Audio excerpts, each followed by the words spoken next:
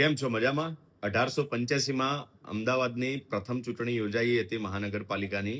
એમાં 7 વોર્ડની 14 બેઠકો માટે 54 ઉમેદવારો મેદાનમાં હતા.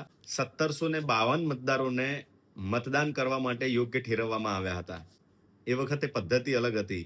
બધાને મતદાન કરવાનો અધિકાર નહોતો. એ વખતે જો તમારે મતદાન કરવું હોય તો ચોક્કસ એના નિયમો બનાવવામાં આવ્યા હતા.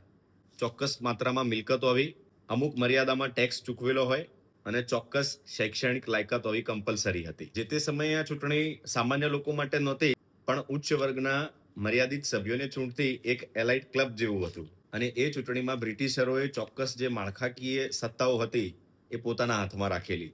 અને લોકો પણ એ વખતે જે કાઉન્સિલરો હોય એમની પાસે બહુ એક્સપેક્ટેશન નહોતા રાખતા, કારણ કે એમને ખબર હતી કે એમની પાસે કોઈ સત્તા નથી. કાઉન્સિલરો પાસે કોઈ કાયદો પસાર કરવાની પણ એ વખતે સત્તા નહોતી. મોટાભાગના ઉમેદવારોએ 1885ની આ પ્રથમ ચૂંટણીને એક વીઆઈપી પાસ તરીકે જોઈ હતી.